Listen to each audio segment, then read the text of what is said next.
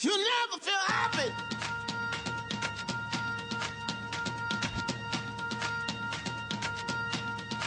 Never feel happy.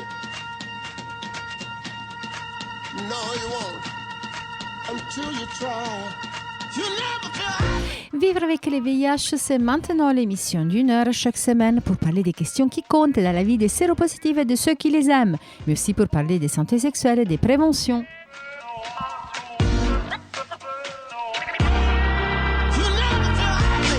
Long Acting, le prix de l'innovation en Afrique. Aujourd'hui, nous parlerons des médicaments, d'accessibilité et d'innovation dans les pays à faible revenu. Vous le savez, pour réagir à ce que vous entendez, vous pouvez nous contacter par téléphone au 01 40 40 90 25 ou à travers notre site internet comitédesfamilles.net. Vous pouvez également passer par les réseaux sociaux Facebook, Instagram. La version de podcast est disponible sur Apple Podcasts, Spotify, Audioblog, YouTube.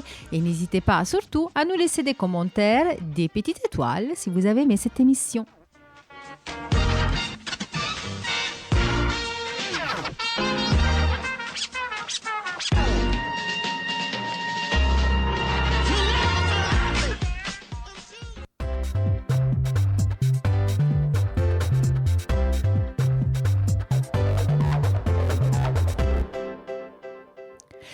La semaine dernière, nous avons parlé du gel de financement du PEPFAR et des conséquences sur la santé mondiale et la lutte contre le VIH.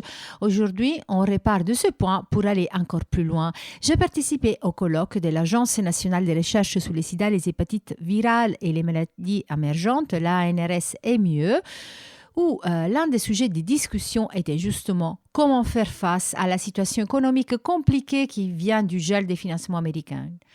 Voici une brève intervention du docteur Philippe Duneton de l'UNITED, une organisation internationale d'achat des médicaments, lors du colloque de l'ANRS-MIE, un commentaire du gel du PEPFAR. Tout à l'heure, il répondra directement à notre micro resté à l'antenne. Je pense que, à part nous, personne ne comprend la gravité de la situation. Et je pense qu'il nous appartient de faire en sorte qu'on puisse communiquer clairement ce message. Donc le travail sur les modélisations et l'impact de la situation est absolument stratégique parce qu'au-delà des choses qu'on déplore, il faut qu'on prenne, qu'on prenne la situation en compte pour pouvoir bâtir une réponse nouvelle. Et une réponse nouvelle qui doit être bâtie avec des supports financiers et opérationnels qui doivent être protégés autant que se peut. Donc il y a évidemment une dimension américaine, mais il y a une dimension européenne.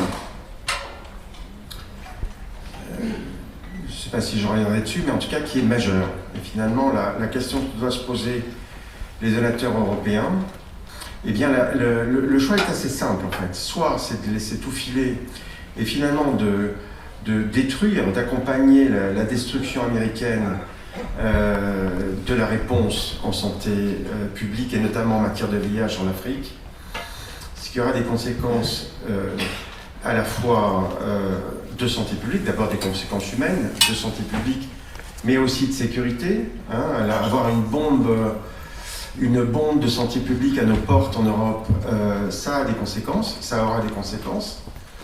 Ou alors, on utilise les ressources existantes pour bâtir quelque chose de différent, qui doit se faire de façon différente avec les pays, avec de la co-construction, en travaillant sur l'efficience. Finalement, ça coûtait très cher tout ça. Est-ce qu'il n'y a pas des façons de faire moins cher, aussi bien mais moins cher, voire mieux? Et c'est vrai que toute la réflexion qu'on a avec Meg, avec nos collègues du Fonds mondial et d'autres, mais surtout avec les pays, il va falloir qu'on change les choses pour que, au-delà de la baisse de prix des médicaments ou des intrants, il faut effectivement qu'on ait des mécanismes de délivrance qui soient moins coûteux, plus efficaces, qui aillent toucher effectivement, notamment au travers des communautés, parce qu'il y a aussi cette dimension-là. Et donc, des réinventions sont possibles. Elles vont être coûteuses en vie.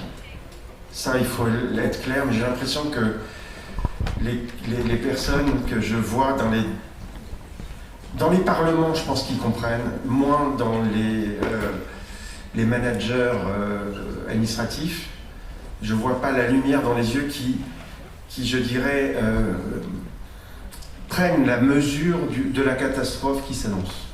Parce qu'elle n'est pas sur les écrans de télé et qu'il y a une dizaine d'autres priorités qui sont là. Juste, moi j'ai un modélisateur en chef chez moi qui a 9 ans et qui m'a dit un jour, papa, est-ce que Donald Trump se rend compte qu'en fait, avec ce qu'il fait, ça va tuer des millions de gens et, pour lui c'est horrible, des enfants. Alors je lui ai dit, non, je crois qu'il s'en fout en fait. Et après, je suis venu à ta conclusion. Non seulement ils s'en foutent, mais je pense qu'ils veulent punir. Il y a une dimension punitive, parce qu'après tout, qu'ils choisissent je dirais, de plus financer l'aide, bon, c'est une décision, on peut la regretter, mais les conditions, quand même, sont des conditions punitives, qui n'encouragent pas les pays à trouver des solutions. Donc, voilà, c'est comme ça, on peut le regretter, mais ça veut dire que ça a des conséquences sur la réponse. Mais je regrette que dans le statement qui était fait sur le Fonds mondial, la dimension de l'innovation n'ait pas été faite. Alors, c'est un peu ce qu'on essaie de faire, la transition entre la recherche, effectivement, et l'opérationnel, depuis maintenant près de 20 ans. Et on a même été noté A+, par la revue UK. Et effectivement, on l'a fait avec l'ANRS, d'ailleurs avec d'autres. Et c'est une question fondamentale, à mon avis, dans la question aujourd'hui qui se pose. Et Carmen va prendre l'exemple de la PrEP, parce que la PrEP, ça fait 12 ans qu'on soutient, qu'on regarde, qu'on collabore avec l'OMS et d'autres. D'ailleurs, il faut se rappeler qu'United a donné plus de 130 millions au cours des 10 dernières années à l'OMS pour faire ce travail de guidelines, parce que pour nous il est essentiel, mais ce qui a permis aussi par exemple de changer les guidelines au Brésil pendant la période Bolsonaro quand même, puisqu'ils ont adopté la PrEP chez les hommes qui ont du sexe avec les hommes sous des conditions très particulières. Donc on a une idée. Et je pense que la dimension de l'innovation dans le cadre de l'efficience est absolument stratégique. Parce qu'on pourrait se dire, finalement, compte tenu de la situation, il n'y a pas besoin d'innovation. Finalement, essayons de traiter les gens. C'est effectivement une stratégie de courte vue. Parce que si on est vraiment... si on veut répondre, même avec de la casse, à l'épidémie qui nous vient, avec plus de transmission, plus de problèmes de résistance, plus de cas sida, donc qu'est-ce qu'on fait pour ces personnes-là? Est-ce qu'on a les outils, les organisations? Eh bien, je crois qu'on ne pourra pas le faire sans innovation. Dans ce contexte, où nous en sommes par rapport aux médicaments pris par injection de longue durée? Une innovation très prometteuse, surtout pour les pays à faible revenu.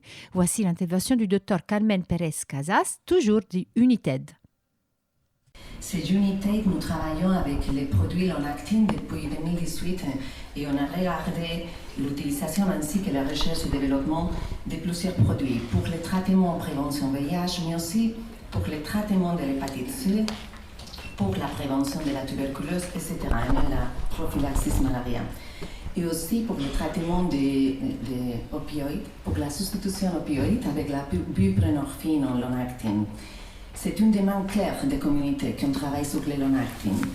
Et on voit en plus que le landscape, les pipelines continuent à évoluer avec de nouvelles présentations, comme Mec aussi a fait allusion.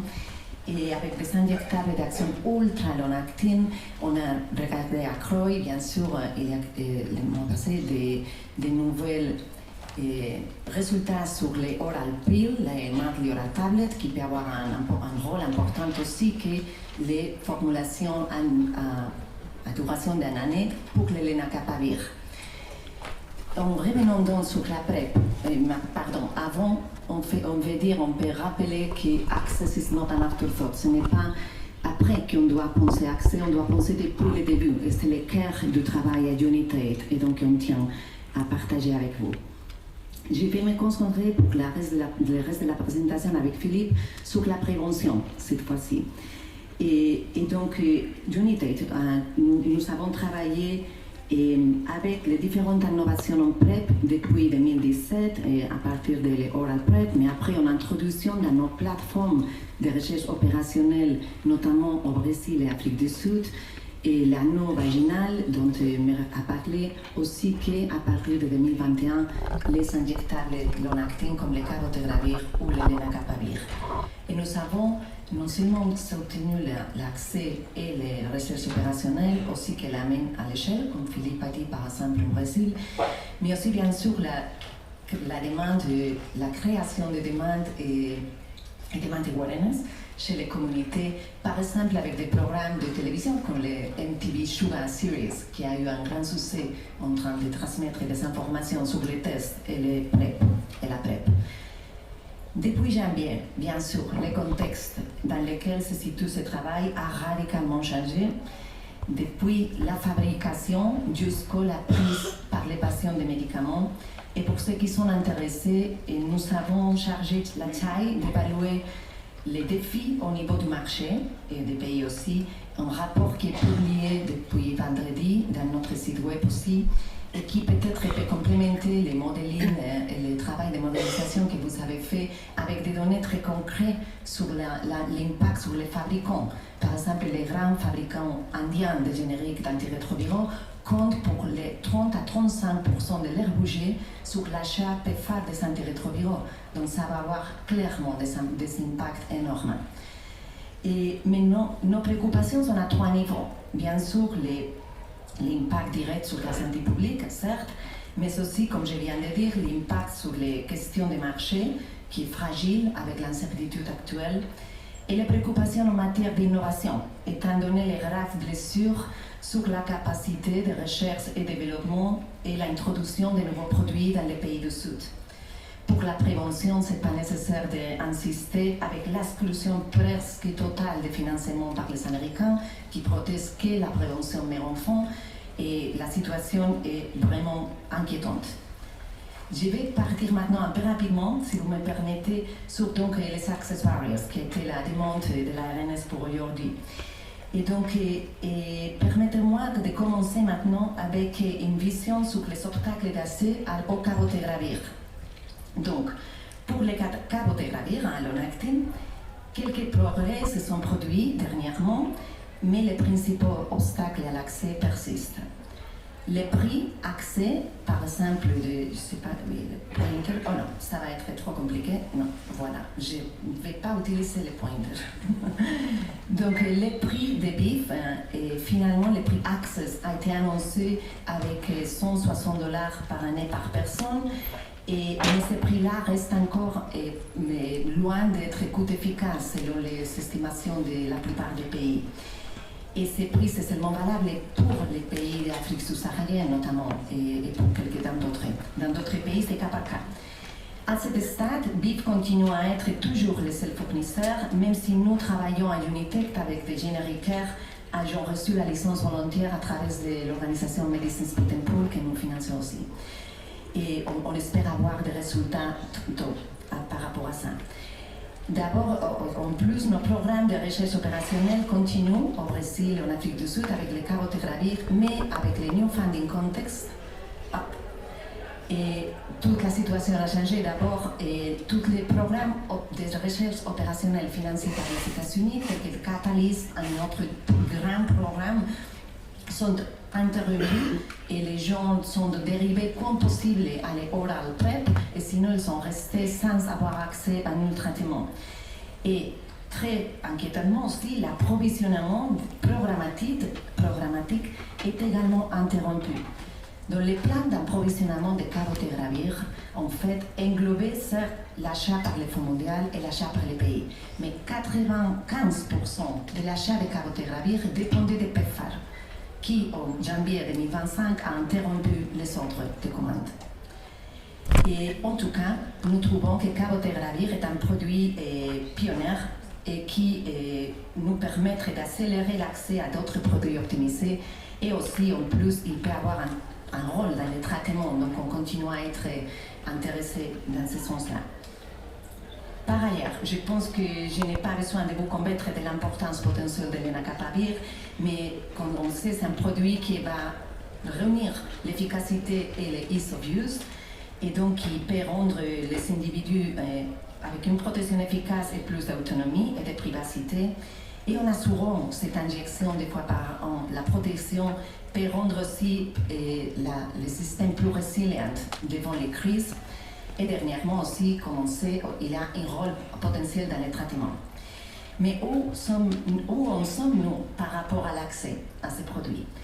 Nous avons un produit facile d'utiliser et c'est très important à comprendre qu'on part d'un point casse de départ car on a les résultats, les évidences sur la plupart des populations dont on a besoin pour utiliser ces produits. Ça n'était pas le cas, par exemple, pour Dolutegravir de BIF. Les premières essais pour l'enregistrement aux États-Unis, pour l'autorisation de mise sur le marché, ils avaient exclu la plupart des femmes, bien sûr, des populations en Afrique, des populations avec co-infection. Et donc, on a nous dû financer les essais cliniques après, et on a bien sûr donc, eu des délais énormes par rapport aux guidelines. Là, on a les informations nécessaires et comme Meg l'a expliqué, donc on peut avancer rapidement dans les guidelines et dans les autorisations. Mais il reste bien sûr les prix, comme les grands défis, les grandes barrières aujourd'hui. Pour les traitements dans le Nord, vous savez que c'est un médicament déjà autorisé pour les traitements ultra-résistants en Amérique, par exemple en Europe, il coûte plus de $40 000. Mais on sait que la production de ces produits, la formulation en soi, n'est pas compliquée à faire, beaucoup plus facile que par ailleurs le Carotegravir, par exemple. Et dans des études que nous avons financées, on sait qu'on peut arriver à même avoir parité avec l'oral PrEP à $40 avec l'échelle, si on arrive à mener l'utilisation à l'échelle. Donc le prix est une question clé. Et même avec l'efficacité de l'aine, on sait la promesse d'une diminution des infections substantielles, on sait que les pays maintenant ont beaucoup de soucis par rapport à l'air rouget. Donc même plus qu'avant, la parité avec les médicaments oraux, c'est très important. Donc, cette diapositive représente aussi la situation par rapport à la licence volontaire et dans la possibilité d'avoir des génériques. Peut-être vous les connaissez, mais je me permets de résumer rapidement. Et il y a 6 compagnies génériques pharmaceutiques qui ont actuellement reçu la licence volontaire bilatérale, ça c'est important, de Gilead. Et certains aussi expriment un intérêt pour produire régionalement, mais ça c'est encore à décider. En ce qui concerne les indications des traitements et de prévention, les deux sont inclus, ce qui est positif et comparé avec la licence de Carotegravir, mais pour les traitements, c'est seulement pour les traitements indiqués dans les AMM de l'FDA aujourd'hui. Et en tout cas, le plus important dans ces diapositives, c'est par rapport au territoire de licence. Je pense maintenant en Suisse, dans 67, mais c'est 77% des nouvelles infections sont couvertes par le territoire de licence, mais les régions où les infections sont en train de grandir et que les épidémies sont concentrées, ils sont exclus en rouge dans la diapositive par la plupart. Et donc, en résumé, on est dans une situation difficile, on le sait, on travaille sur ça, on va voir ça tout de suite maintenant. Mais en fait, avec les nouveaux funding context, on a encore beaucoup plus de difficultés. Donc, l'image a totalement changé. Au fin de l'année passée, avant les fins d'été, les fêtes de fin de l'année, on discutait avec le Fonds mondial PEPFAR qui avait annoncé un niveau d'ambition important pour l'Enacapavir. Il voulait l'amener à 2 millions de personnes en 3 ans. Mais bien sûr, maintenant, tout va être revu. Le Fonds mondial a maintenu ce niveau d'ambition, ils sont déclarés aussi. Mais cependant, les entreprises génériques d'abord, ils perdent la confiance dans les marchés mondiaux, il y a moins de possibilités de l'amener à l'échelle, etc. Et donc la situation a complètement changé. Qu'est-ce qu'on fait nous, rapidement, pour adresser ces barrières? Donc avec nos partenariats et en coordination avec les parties prenantes nationales et internationales et les donateurs, nous travaillons sur l'accélération des guidelines et autorisations, les génériques et les country take. Donc d'abord ça a été déjà adressé par MEG, il y a des progrès par rapport à ça et finalement pour les côtés génériques, les pathways, pour avoir des génériques, comme je dis, on est en train maintenant d'analyser quelles interventions seront nécessaires pour soutenir les génériqueurs de façon qu'ils peuvent arriver au marché le plus vite possible et avec les prix les plus bas possibles.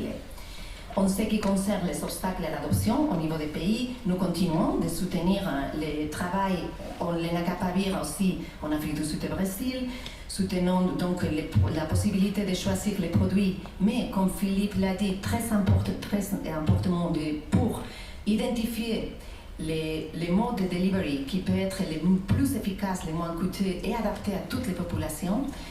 Et nous examinons j'ai fini. Et donc nous examinons comment en fait collaborer en partenariat pour matérialiser l'impact de ces game-changing products.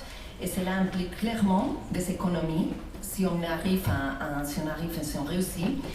Dans les contrefactuels, on a calculé si le nombre d'infections ne diminue pas, les coûts s'élèveront à 20 milliards de dollars en frais de traitement au cours des prochaines décennies. Donc c'est vraiment très important. Innovation, research and equity means still really a lot and we need to continue fighting for that. Thank you. Ensuite, nous avons pu discuter directement avec les docteurs du Neton pour approfondir les questions liées aux traitements innovants et à leur accessibilité, en particulier en Afrique. Je suis le docteur Philippe Duneton et je suis le directeur exécutif d'United. United est spécialisé dans la lutte contre le VIH, la tuberculose, le paludisme et en faveur de la santé des femmes. Et nous sommes maintenant présents sur un créneau très spécifique de la santé publique, c'est-à-dire l'accès aux médicaments, l'accès à l'innovation et l'introduction et la mise à l'échelle dans les pays. Du coup, vous avez une position clé, surtout en ces moments historiques où justement l'accès aux médicaments il va être malmené à cause d'une forte, énorme baisse des financements de la part des États-Unis. Vous en avez parlé déjà dans votre intervention, mais comment vous voyez les choses pour vous? C'est où la porte de sortie, la solution? Alors, premièrement, je pense qu'il faut prendre en compte la gravité de la situation. Malheureusement, beaucoup de ceux qui nous occupent... Je vais couper, c'est pas grave. Malheureusement, beaucoup de ceux qui nous écoutent aujourd'hui vivent dans leur chair les difficultés qu'ils rencontrent au quotidien pour se procurer les traitements, bénéficier d'un test ou d'une action de prévention. Et ça, c'est une situation qui est très difficile à prendre en compte, très difficile à vivre. Et donc, il faut, par tous les moyens, que l'aide qui reste dans les pays, mais aussi via le Fonds mondial ou par nous, soit utilisée de la meilleure façon possible. Mais ça ne peut se faire qu'avec avec des décisions des pays. Je crois qu'il y a des responsabilités très claires et que certains pays ont vraiment déjà commencé à faire, ce que je trouve tout à fait encourageant, mais c'est vrai que la situation actuelle va conduire à une aggravation des inégalités entre les pays, puisqu'il y a des pays qui ont plus de moyens et qui vont pouvoir réagir, d'autres qui ont moins de moyens et ce sera beaucoup plus difficile, qui étaient beaucoup plus dépendants de l'aide extérieure, notamment américaine. Et c'est probablement là aussi où il faut travailler avec eux pour trouver des solutions. La conséquence de ça, c'est qu'il est très important qu'on puisse travailler au-delà de l'urgence, évident, qui est absolument clé aujourd'hui, de travailler à des modes de délivrance plus efficaces et moins coûteuses. On travaille à United pour vraiment réduire le prix des médicaments au travers du développement des marchés génériques, au travers de négociations, on travaille même sur la production locale. Donc on a un ensemble d'activités qui permettent à ce que les médicaments soient le moins cher possible et le plus efficace possible.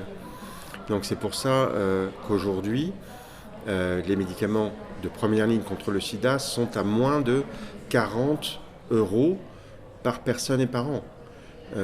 C'était 20 fois ou 50 fois plus il y a 15 ans. Donc ce sont des produits de qualité.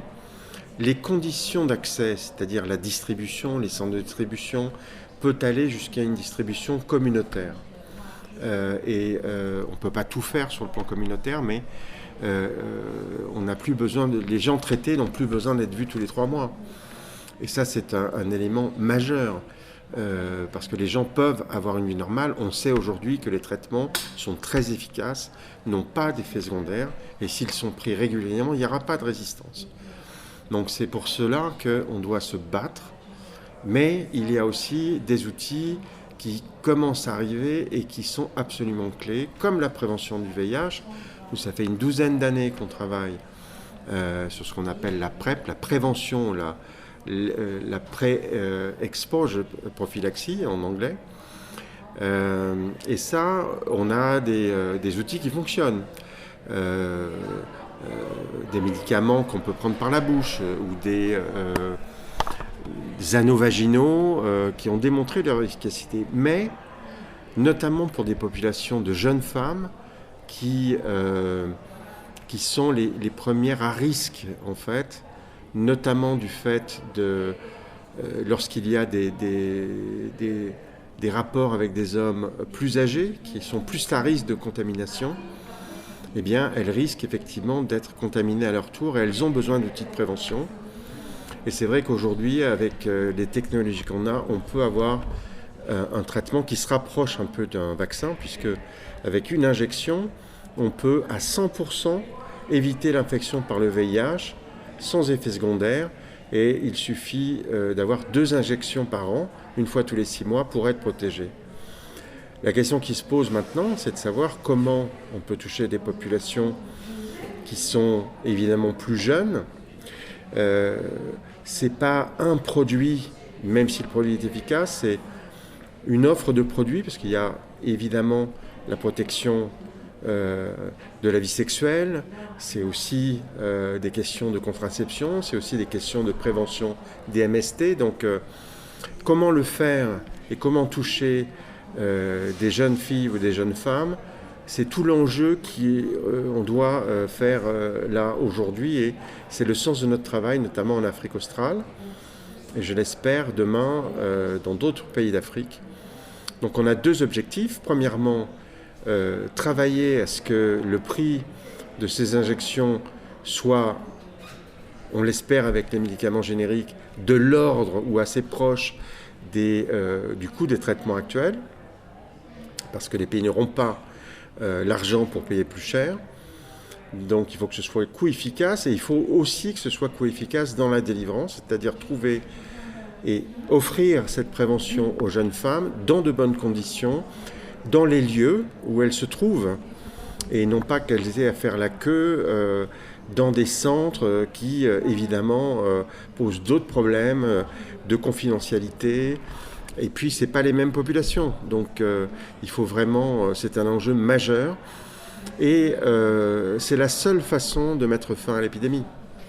Sur le dernier point de la délivrance, vous travaillez principalement avec la communauté du territoire, avec les ONG, les associations? Oui, alors on travaille avec des partenaires locaux. Quand je dis unité de fer, on ne fait jamais rien tout seul. Et ça, il faut reconnaître que c'est un effort. On travaille toujours en étroite collaboration avec, évidemment, l'OMS, qu'on finance en partie pour ça aussi, avec nos collègues du Fonds mondial, jusqu'en décembre avec nos collègues du PEPFAR, parce que même si United ne recevait pas d'argent américain, on était en co-investissement, notamment sur les questions de prévention. Donc, malheureusement, on ne peut constater le défaut américain. On ne pourra pas remplacer les Américains, ça c'est sûr, mais on doit travailler des alternatives. Ça veut dire qu'il faut travailler plus avec les gouvernements, mais aujourd'hui, en Afrique du Sud, on travaille avec des universités, notamment WITS, qui travaillent avec des ONG dans des quartiers très difficiles à Johannesburg ou dans des counties qui sont extrêmement frappés par le VIH. Imaginez-vous que dans certains counties, vous avez, se développe au fil du temps, quand je parlais des populations des jeunes femmes ou des jeunes filles, des taux qui peuvent atteindre dans certaines populations autour de 20%. Donc c'est énorme. Et donc un outil de prévention aura un impact majeur sur la vie de ces jeunes femmes, mais aussi un impact majeur sur la transmission et donc la dynamique de l'épidémie. C'est pour cela qu'il est important, évidemment, d'essayer de protéger au mieux les personnes qui sont déjà sous traitement, qui ont besoin d'un dépistage et d'accès au traitement, c'est évident, mais il faut aussi investir sur l'avenir, parce qu'on ne peut pas rester dans cette situation. La stabilité ou le recul se traduira en plus de contamination, plus de formes graves du sida et plus de résistance qui, à terme, sera une très grande menace pour la lutte contre le sida. Et par rapport à l'innovation, l'autre point central, les long acting depuis quelques années, on sait que c'est l'innovation majeure de ces années. En France, on essaie de comprendre où ça, comment les prix du médicament, de ces médicaments innovants, est décidé pour que l'accès soit aussi sur le territoire national complètement accessible. Et il y a certains enjeux. Mais au niveau international, quand vous travaillez sous les génériques, où sont les points centraux pour la définition du prix de ces médicaments? Où sont les problèmes? Alors, nous, on transforme les problèmes en solutions. C'est ce qu'on fait. Donc, on ne fait pas de magie. Il n'y a que du travail. Et le travail qu'on fait, c'est à la fois du travail avec les compagnies pharmaceutiques qui développent et inventent le produit. Évidemment, parce qu'on a besoin de cette innovation-là. En fait, vous essayez qu'ils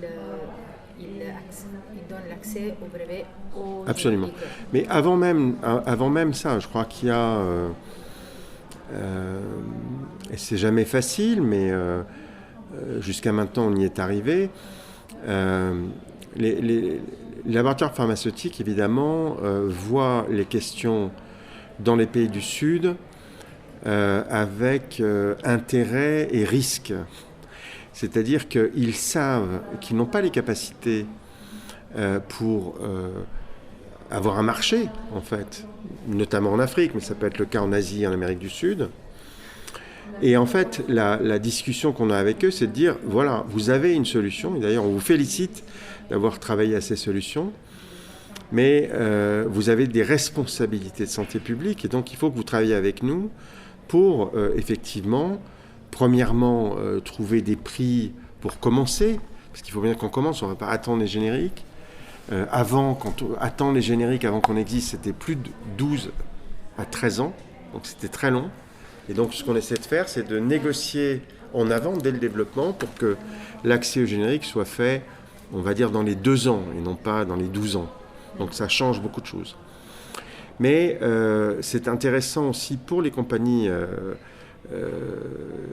d'innovation, parce que voilà, on leur offre une voie, parce qu'évidemment, ils sont toujours inquiets de comment leur produit va être utilisé dans des populations qui ne sont pas les populations cibles initiales dans les pays du Nord. Il n'y a pas d'essai sur eux. Oui, bien sûr, il n'y a pas d'essai souvent chez les femmes, chez les personnes qui ont des co-infections. Il y a plein de situations comme ça.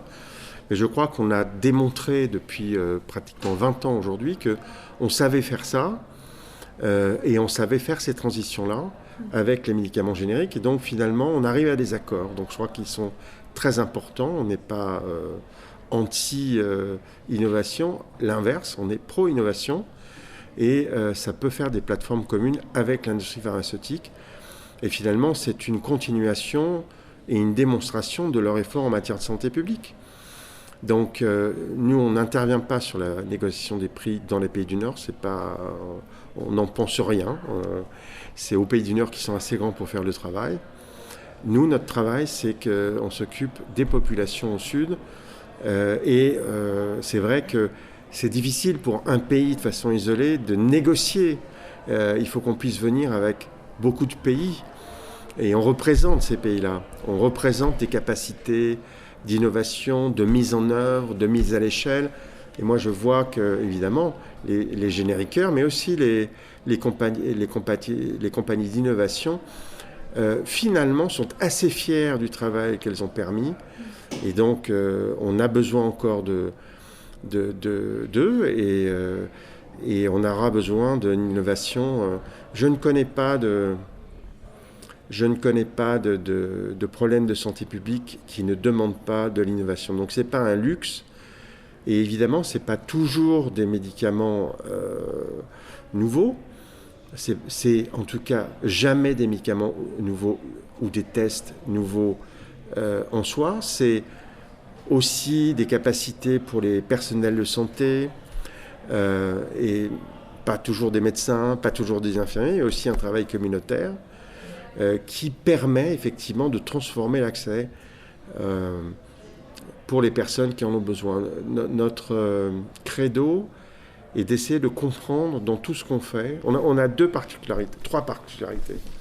Premièrement, on est vraiment centré sur l'innovation et on pense qu'effectivement l'innovation est transformative et on l'a vu dans la lutte contre le sida, on le voit dans le paludisme et on le voit aussi dans la santé des femmes. Deuxième chose, il faut qu'on s'intéresse à qu'est-ce que ça change vraiment pour les gens. Or ça, c'est pas naturel en santé publique puisque la santé publique a une tendance un petit peu de tomber d'en haut et pas à s'intéresser aux gens. Donc nous, on est vraiment... et à chaque fois qu'on demande leur avis aux gens, mais de quoi vous avez besoin, est-ce que ça correspond à vos besoins, on a des idées qu'on n'aurait pas eues si on n'avait pas posé cette question. Et puis la troisième chose, c'est de s'assurer que ces éléments-là puissent être disponibles à tous ceux qui en ont besoin. Pas simplement à une fraction dans un pays quelque part. Et aujourd'hui, c'est vrai que les 32 millions qui prennent du dolitéravir tous les matins, c'est du travail. C'est grâce à AbbVie qui nous a donné l'autorisation. C'est grâce à l'ANRS qui nous a aidés à le déployer en Afrique. C'est grâce à la Fondation Clinton et aux donateurs, le Fonds mondial et aussi les Américains. Et ça, c'est quelque chose qui est extrêmement motivant, qui est extrêmement pénible aussi face à la situation qu'on vit. Mais ça nous donne une énergie. On n'a pas le choix. Soit on a nos yeux pour pleurer ou nos bras et nos cerveaux pour essayer de faire en sorte que cette situation s'améliore. Nous recevons une association, beaucoup de personnes qui viennent par exemple du Congo ou du Burkina Faso, j'en sais rien, qui nous disent, ils disent tous la même chose. Ils disent les médicaments dont nous avons accès en Afrique ne sont pas les mêmes. C'est pour cela que nous, en France, nous essayons d'avoir. Qu'est-ce que vous pouvez dire à ces personnes? Alors, concernant les médicaments qui sont disponibles en Afrique, et notamment la première ligne de traitement à base de dolitéravir, sont des médicaments qui sont, en matière de qualité et d'efficacité, même meilleurs que ceux qu'on a en Europe. Dans la mesure où il n'existe pas en Europe de trithérapie qui combine les trois médicaments donc en une seule prise. Il y a aujourd'hui des médicaments en prise unique en Europe avec une bithérapie, mais ça n'existe pas en trithérapie. Pourquoi ? Parce que nous avons négocié avec les compagnies pharmaceutiques différentes leur autorisation de pouvoir les rassembler et de demander aux génériqueurs de les faire. Voilà. Et à tel point que les mêmes médicaments qui sont utilisés en Afrique, on a aussi un accord pour l'Ukraine Et malheureusement, avec la guerre en Ukraine, il y avait beaucoup de réfugiés qui sont partis en Europe, en Pologne et ailleurs. Et ils ont été très surpris par le fait qu'ils n'avaient pas les mêmes médicaments en Europe. Ce qui a déclenché une colère du directeur de l'OMS Europe qui a dit « Je demande à l'agence européenne d'enregistrer au plus vite les médicaments dont on est à l'origine. » Donc non, il n'y a pas d'inquiétude en Afrique. Les médicaments, en tout cas pour ce qui concerne le VIH, sont de très bonne qualité. C'est quelque chose qu'on surveille. C'est vrai que ce n'est pas le cas malheureusement de beaucoup d'autres médicaments. Il faut se méfier des médicaments en vente libre sur les marchés. On parle des antibiotiques. Absolument. Donc ça, moi ce que j'espère, c'est que c'est une situation difficile, mais ce que j'espère, c'est qu'il y a aussi des possibilités de développement de pharmacies qui sont avec un investissement sur les marques, qui peuvent d'abord distribuer des génériques, mais qui s'engagent sur la qualité. Et ça, on le voit, alors c'est pas partout dans les pays, mais par exemple, on voit ça en Afrique du Sud, où y compris des programmes qu'on soutient, passent par les pharmacies, donc de façon très déconcentrée. Il y a aussi des centres communautaires, il en faut, mais aussi par les voies de pharmacie. Donc il y a ces choses-là. Les associations poussent beaucoup aussi des Buyers Club. J'ai vu qu'il y avait une initiative de MSF là-dessus. Donc je pense qu'il y a des choses devant nous aussi qui peuvent être étudiées. Il ne faut jamais avoir de solution unique, parce que le jour où ça ne marche plus, on n'a plus de solution. Donc il faut effectivement organiser ça. Il ne s'agit pas d'avoir qu'un système de distribution. Mais je pense qu'effectivement, au-delà du public, il y a certainement des initiatives qui doivent être étudiées. Mais en tout cas, pour ce qui concerne le VIH, les traitements contre le VIH, en Afrique, ils sont de qualité, ils sont au même niveau de ce qu'on peut avoir en Europe, voire mieux dans un certain nombre de cas. Le problème, c'est plutôt l'accès. Le problème, c'est l'accès. Le problème, c'est qu'effectivement, il faut avoir accès à des délivrances régulières et fiables et qui ne sont pas soumis à des ruptures de stock. Juste pour finir, une dernière question. Oui. Parmi les recherches en cours avec l'ANRS, différentes choses que vous traitez dans votre travail, c'est lequel qui personnellement vous donne plus d'espoir pour l'avenir? Donc, il y en a deux en fait, mais qui sont un peu sur le même mode. Mais le premier, c'est vraiment la prévention du sida par des injections de longue durée. Mais ce qui vient derrière, c'est les thérapeutiques. C'est-à-dire qu'on espère, on a des résultats qui ont été donnés à la CROI là, il y a quelques semaines, où on sait qu'il y aura des traitements par des injections de longue durée. Alors là, c'est pareil, c'est intéressant parce que ça évite de prendre un médicament tous les jours, qui sont très efficaces, mais ça demande à ce qu'ils soient pris tous les jours. Alors que là, on pourra avoir des injections peut-être une fois tous les 6 mois, voire une fois par an. Donc évidemment, ça demandera d'autres systèmes, ça simplifiera la délivrance, mais il faudra s'assurer que les gens n'oublient pas, parce qu'au bout d'un an, on peut oublier. Donc ça pose d'autres problèmes, mais je pense que ça pourra simplifier la vie de beaucoup de gens. Et surtout, c'est pas simplifier, c'est qu'ils pourront vivre normalement. Ils pourront vivre normalement, ils pourront ne pas pouvoir transmettre la maladie. Donc pour nous, c'est vraiment absolument essentiel. On fait la même chose d'ailleurs pour la tuberculose. Donc on essaie d'avoir des traitements de longue durée pour la tuberculose. Et je pense qu'au-delà de ça, je pense que ce qui est un mouvement important avec lequel nous, on va travailler avec les pays, c'est de voir comment on peut travailler avec les pays et à leur demande pour avoir des soins de santé primaire qui sont efficaces, décentralisés et de qualité. Aujourd'hui, il y a beaucoup d'endroits où, malheureusement, je dirais qu'il y a des soins de primaire primitifs, c'est-à-dire avec des personnels très dévoués, mais qui n'ont pas forcément tout le support dont ils mériteraient avoir besoin. Qui n'ont pas les outils.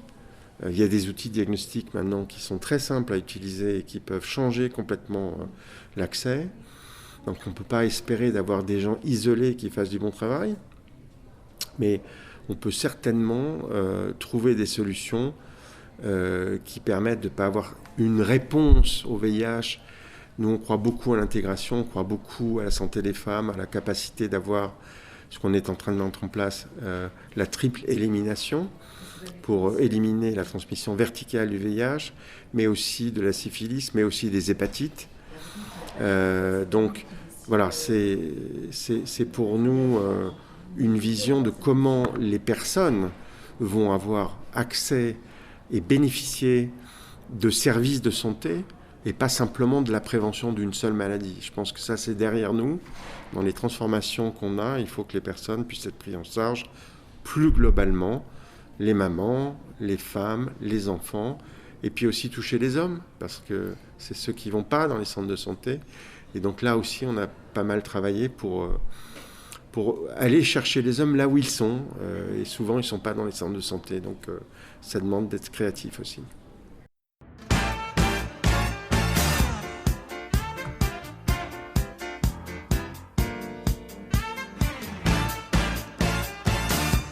Et c'est tout pour Vivre avec les VIH d'aujourd'hui. N'hésitez pas à nous retrouver un podcast sur tous les principaux liens des podcasts Spotify, Apple Podcasts, Audioblog. Nous faisons une pause de 2 semaines et on nous retrouvons tout de suite après. Portez-vous bien, à bientôt. Midnight.